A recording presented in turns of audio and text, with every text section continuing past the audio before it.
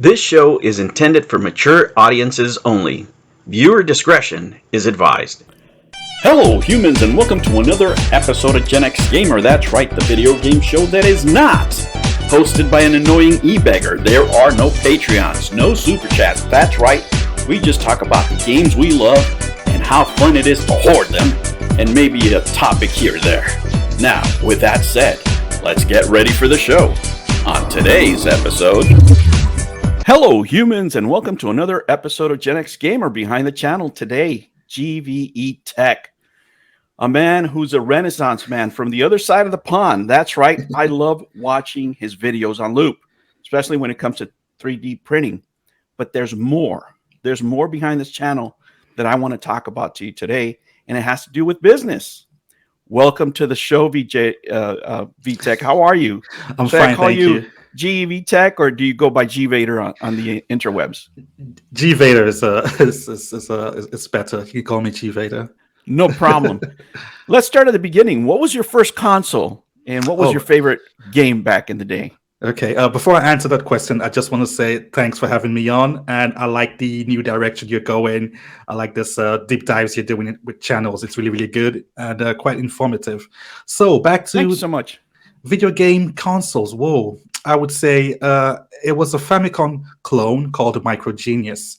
So basically, it was a Famicom clone, and my favorite game was Super Mario Brothers 1, which I think that it's still my favorite game of all time, just for the impact it had on me as a child growing up. I was born in the 70s, so basically the whole 80s and 90s, I was into 8-bit and 16-bit games. So yeah. Awesome. Let me ask you, what inspired you to make a YouTube channel? I would say my path onto YouTube hasn't been like a straightforward path. That's like, okay, I just got on, but I've always been into content creation. I've always been creative. As a child, I used to draw comic characters and all that sort of things.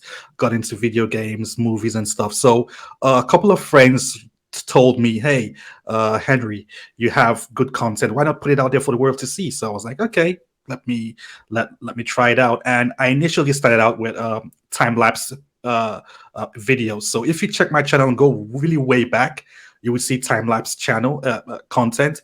And then I got into some movie reviews because I would watch a movie and it's so I felt really the impact of the movie, and I was like, okay, let me try and make a review. And that's how I got into it. And then eventually I started carving a niche for myself. Awesome. Let me ask you, what do you see that, as far as like the retro community, whether it's, video games or comic books, what do you think the biggest difference, between Europe and America is? Is it the drama? I want to say the drama. But... I would say yes. Firstly, the drama. There's so much drama on YouTube, and especially surrounding a recent fiasco with the Amico. And my wife always says, come on, not that Amico again, because I'm always like a friend of mine. I haven't met him personally or know him that well, but Pong is always talking about the Amico and saying that it's like a drug for us. But again, I would say the drama.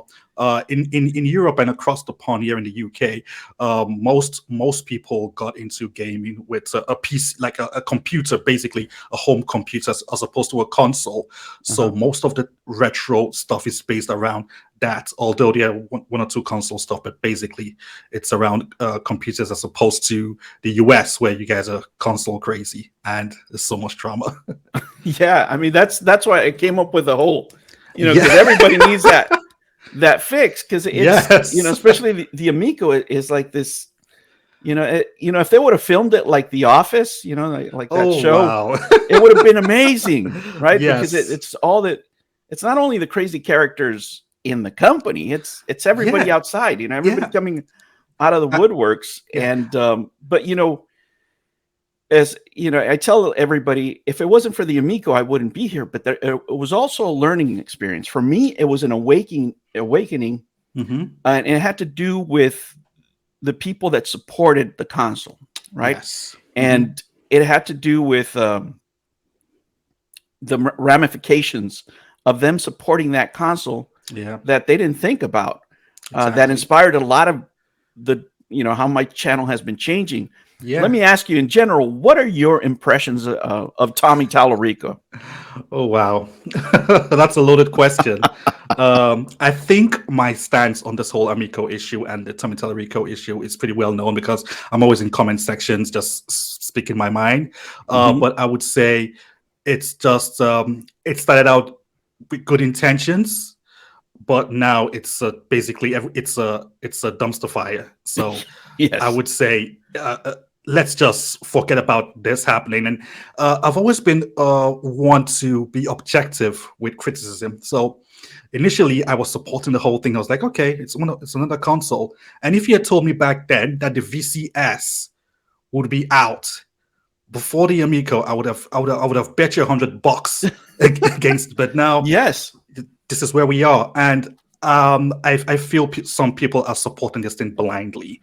It's okay to support stuff, but then come on, there should be a line in the sand where you say, okay, you know what, I love you, I support this company, but come on, get your act together, and then just blindly support this thing. Funny that you say the VCS as we speak. Look what I have. Oh wow! Right, I have a VCS because my first console that I owned was the Atari 2600, and I bought this out of nostalgia. Right, I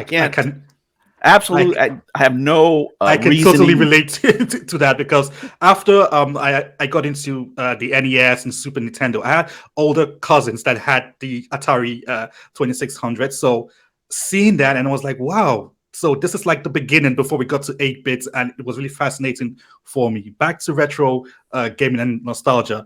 A typical example of this nostalgia I have the Genesis, what's it called? The Genesis packages. I have it on the PS4. I have it on my Nintendo Switch. It's the same package, but just because it was so impactful to me growing up, I have it in different places. Yeah.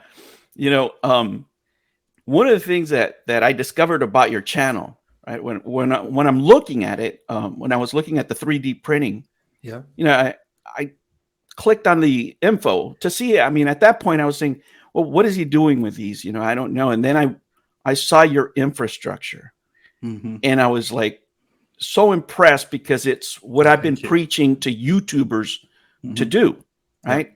And when I said, a lot of the business inspiration came from the Amico situation is because these people had channels destroyed, absolutely destroyed. That's sad. It's sad. And as good of entertainers as might have been, they relied on one platform, right? They had no structure to their business model, and they are in business, exactly, whether they realize it or not. If you have a YouTube channel and you want to get sponsors and you're doing all of this, you're in business. Yes, right? I agree. But they're saying, no, I'm just a fan. Well, fans, I've been a fan of plenty of musicians. They've never paid me a dime. They don't send me products, right?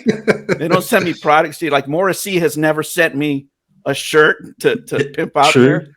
True. But let me ask you, with your infrastructure, as you grow, if you ever accepted a sponsor, how are you preparing yourself, or are you even considering something like that?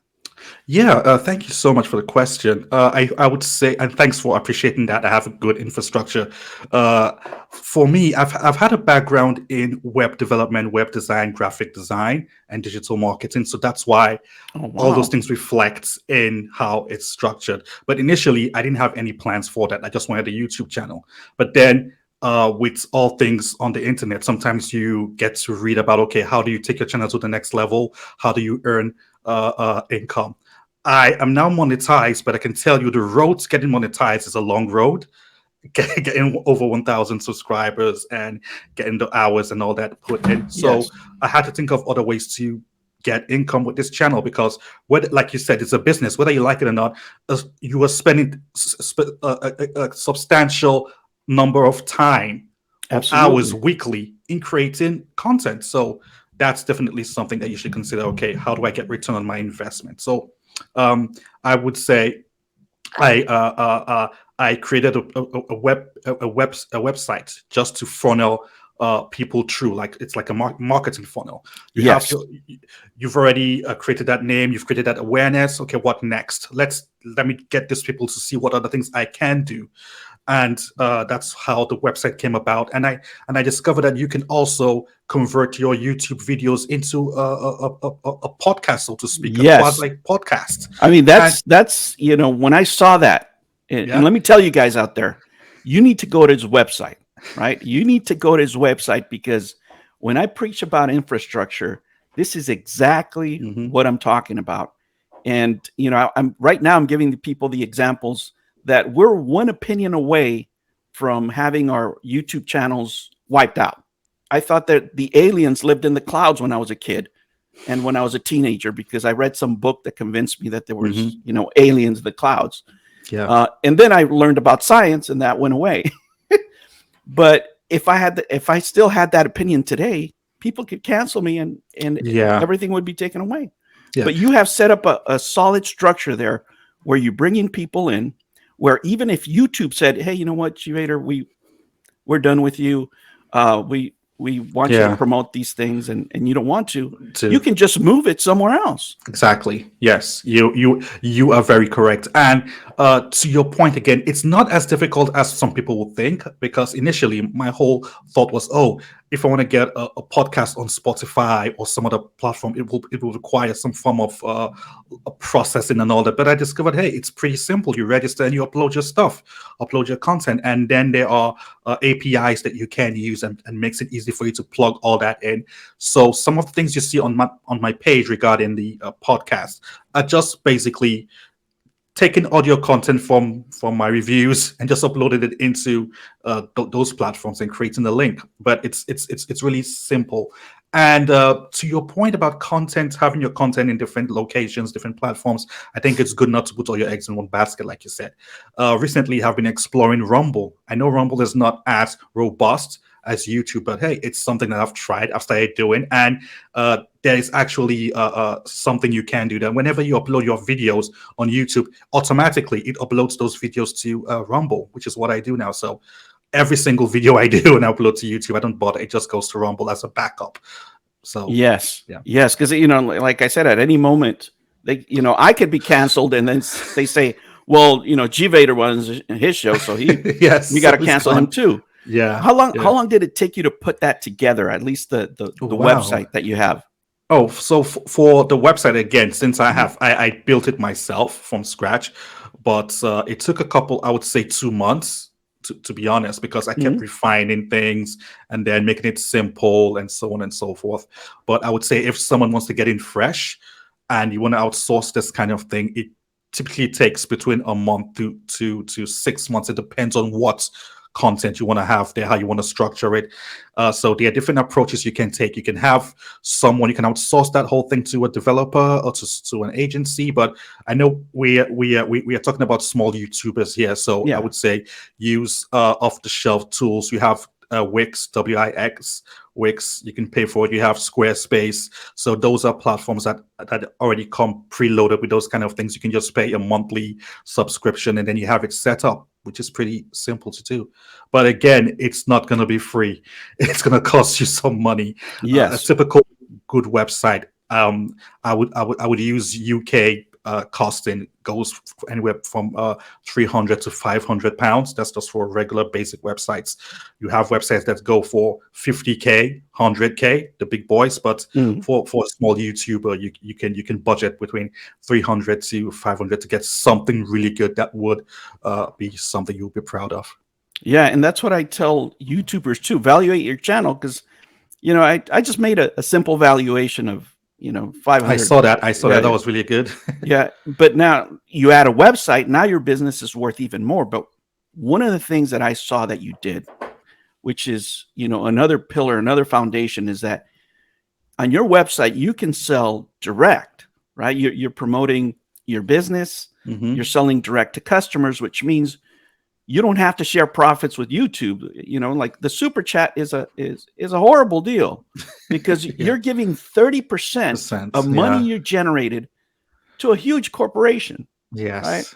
And that's like a 30% tax when Yes. if you have whoever enjoys your content and say, oh, if you really want to support me, go here, and here's my business, or here's my offering.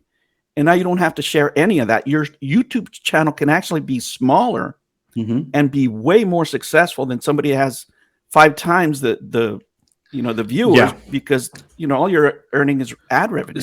Yeah, I totally agree. I think it comes down to the type of fans and audience you have. If you have loyal and faithful audience, you can systematically direct the traffic from your YouTube channel to your own platform, where they can get the material from you directly. And okay, instead of setting up a Patreon, which I know you're adamant against, you're adamantly against the YouTube.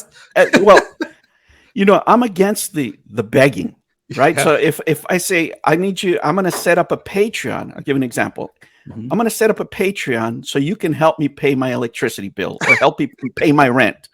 Right. Or, all I'm going to do is I'm going to show this video to you 24 hours earlier. There really is no value in that. I agree. I'm just trying to take people's money. But if I tell you, hey, listen, if you join my Patreon, I'll give you my stock picks, then I'm selling you a service. Right. Yeah. Or I'll tell you, let you look at my portfolio, or I'm giving you my sports picks for the next World Cup. Yeah. Right? These are my underdogs. I'm trying to give a service or a value to you.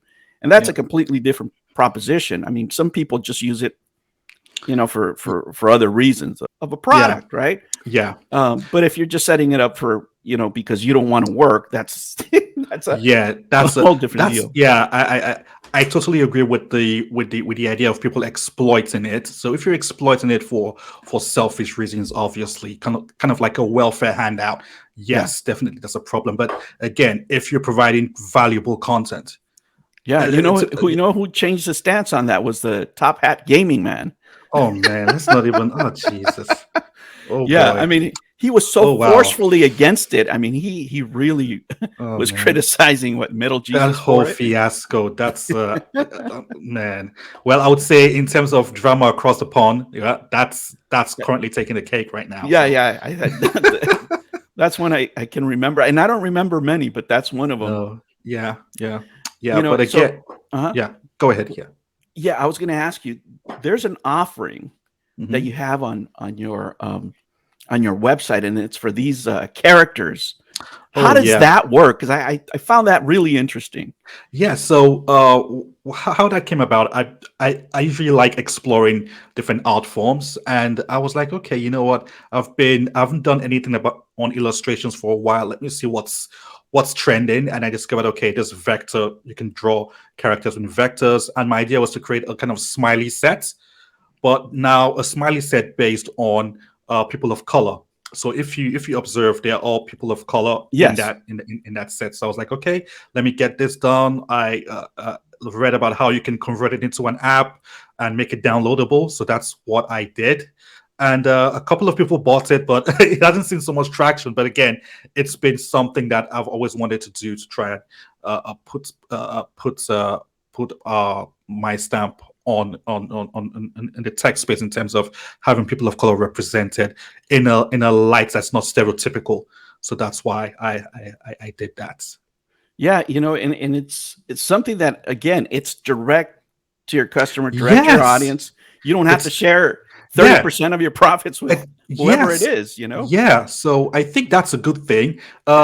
There are pros and cons with this, because again, in terms of your audience, in terms of your reach, that's what the large companies basically offer you. They tell you, okay, we are providing you with a reach, so that's what you're paying for, 30% of your income. But if you can again navigate that and then reach your target audience through other channels, and then pull them in there, you will definitely make it again. So I'm always one that believes in targeting your target audience directly, reaching out to them directly to create that engagement and how do I put it now, that's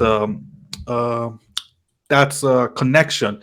A typical example is in music. I'm a hip hop fan, and I like J. Cole. So J. Cole is an artist that doesn't.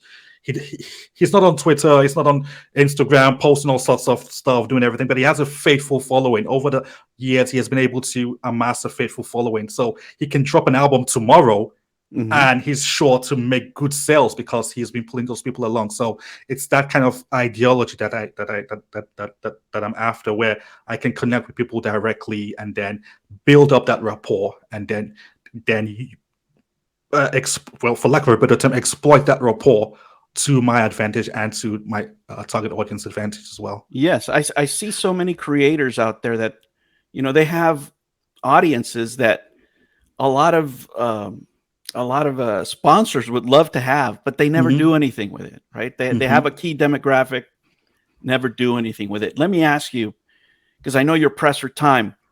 Yeah.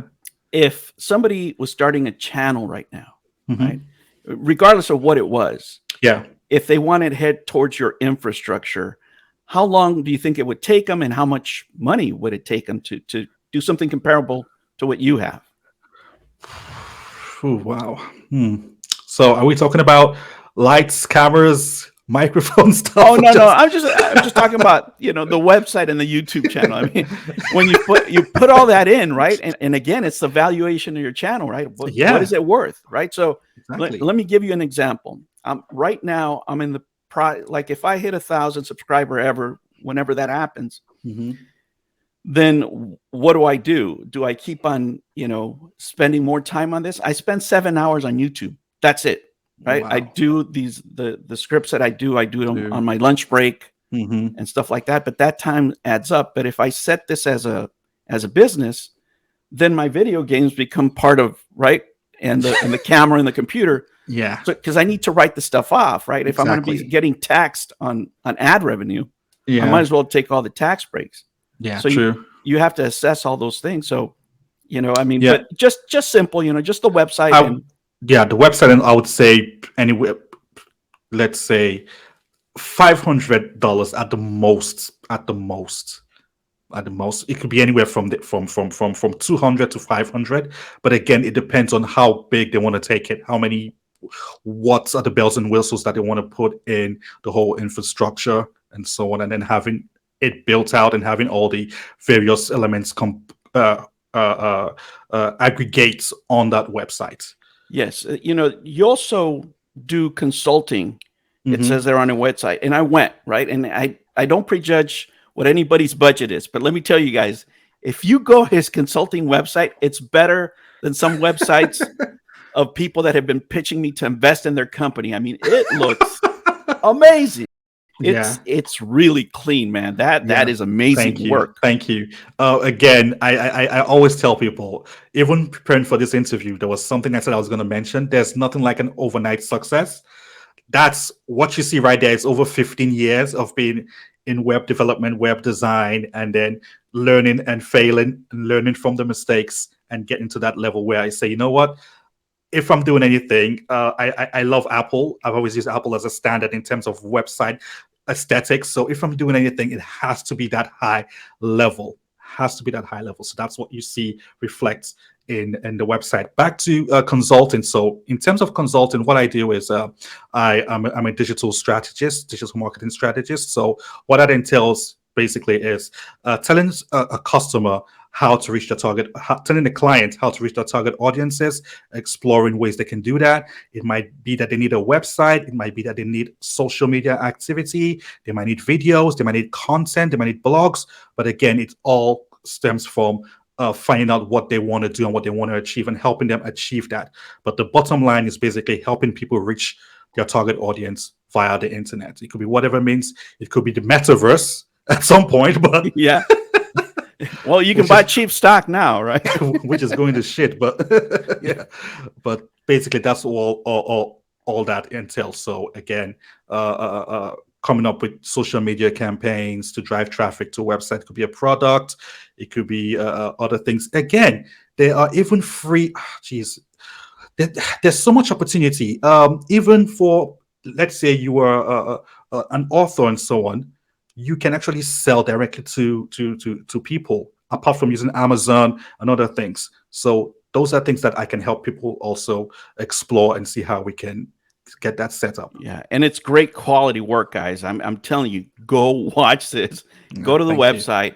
Go to his offerings, and you can see how a solid infrastructure is set up. That should be your goal. right? That Yeah. really should be your goal. Yeah. Listen, I know you're pressed for time, so I really, really want to thank you for giving me You're this welcome. interview. No Because worries. I think it's going to enlighten a lot of creators on how they can take the next step and not be canceled in 5 minutes and sit out there, hey, you know, they closed my YouTube channel. I need some money. Yeah, come on. Grow up. Yes. Thank you so much, G You are Vader. welcome. You're welcome. New videos every Monday and Sunday. Thank you for joining me on another episode of the Gen X Gamer. Remember to like and subscribe, click that notification bell, and remember, never ever be afraid to be happy. I'll catch you on the next one. Take care.